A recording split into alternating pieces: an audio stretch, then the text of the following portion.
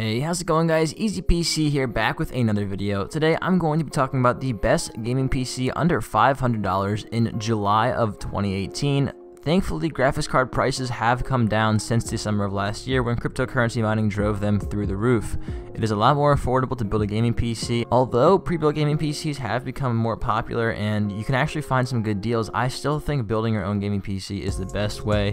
It's a lot of fun, it's a good learning experience, you get to customize the PC exactly the way you like it. Before I get into the build, I want you guys to know that I have all of the parts for this build listed and linked down below in the description on Amazon as well as on my website. You can find the entire build on my website as well as an in-depth guide. That being said, we're going to get right into the video. Starting things off with the CPU, I chose the Ryzen 1200. This CPU is wonderful. I have it in my build. It is only $110, but it's a quad core. It's got 4 physical cores and it overclocks extremely well. In fact, this CPU really shines when you overclock it, and the best part is you don't really even need to buy an aftermarket CPU cooler. If you want to do any heavy overclocking with this chip, you're going to want to go for an aftermarket air cooler like a Hyper 212 EVA or even a water cooler, but honestly I don't think that's really necessary. The CPU has a base frequency of 3.1 GHz, but I was able to overclock my CPU to 4 GHz with the default stock cooler, no problem. The CPU is powerful, energy efficient, only consuming 65 watts. It has 4 true cores, making it great for gaming and any kind of multitasking you want to do.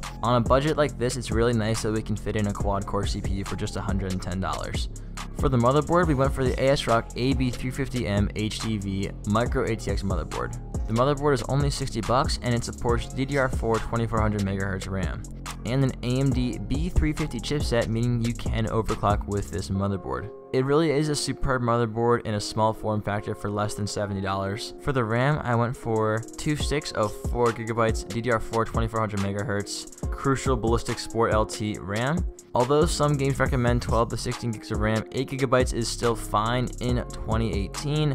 I went for DDR4 2400 because it is very important that you have high-speed RAM with Ryzen CPUs. More so than other CPUs, the Ryzen CPU's performance is directly correlated with the speed of your RAM. 2400 MHz RAM is just fine for the Ryzen 1200, and if you want to, you could definitely overclock your RAM in the BIOS. It's very easy. Look up a simple tutorial on how to do it, and you're good to go.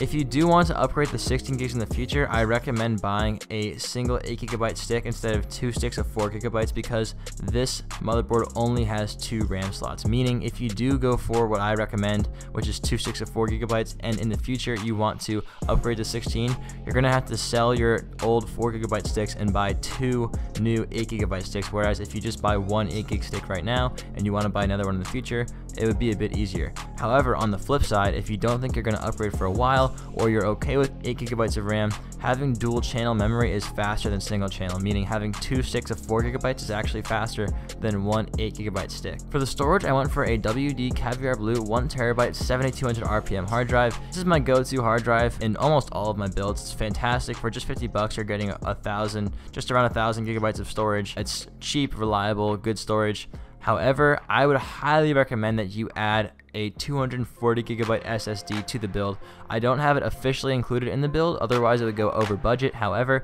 if you want to include one or buy one and add it, I highly recommend it. You can get a 240 GB solid state drive for just $50. It's well worth your money. It's going to make your computer load a lot faster. Your games will load a lot more quickly. You'll find your computer to be a lot more responsive. If I'm being completely honest, the difference is night and day. So definitely consider getting one. For the graphics card, I was able to fit a GTX 1050 Ti 4 GB video card into this build. The 1050 Ti is a really solid card, and although a 1060 is ideal, it was just not possible in this price range. However, the 1050 Ti still has very great frame rates, especially in esports titles like CSGO, Dota, League of Legends, stuff like that. It also can play other more intensive games like Battlefield, Rust. You can play Call of Duty with this card. You can play The Witcher 3. As you can see here, this card is able to achieve a constant 60 FPS in a lot of newer titles. I'm going to link to the full benchmark video down below in the description, but this is not my footage. It is footage from someone else, so be sure to check out their channel as well. One great thing about this 1050 Ti is that it does have 4 GB of dedicated memory, which is very important for gaming in high resolutions with better settings in 2018. If you want to run games at high settings or ultra, you're going to want to have at least 4 GB of RAM. RAM. For the power supply, I went for the EVGA 400 watt ATX power supply. Although it only has 400 watts, it's only going to cost you $30, and the components in this build are quite power efficient. The graphics card's only going to pull 75 watts, and the CPU is also only going to pull 65 watts, which are the two main power drawing components of the build, so it will be just fine. It is not modular, unfortunately, but cable management is not an issue with the case that we chose, which is the NZXT S340 in white with a beautiful big clear side panel window. So if you do choose to add any LED or custom fans to the build, you'll be able to see those. You can also see all of your components in the PC. It's really a beautiful, sleek design. NZXT is well known for their good cases. The case is spacious, aerodynamic, it has good cable management. All in all, a great case. That's going to bring this video to a close. If you want to, once again, check out the parts, they're all linked down below in the description, as well as my website. If you like this video and you want to support what I'm doing, I have my Bitcoin wallet tip jar down below in the description. I really appreciate all of the donations, but of course it's totally up to you. If you enjoyed the video, please drop a like, and if you have any questions, be sure to ask them in the comments below. I may not be able to get to them immediately, but I do my best to respond to as many comments as I possibly can. That being said, I hope you have a great day. I'll see you next time. Peace.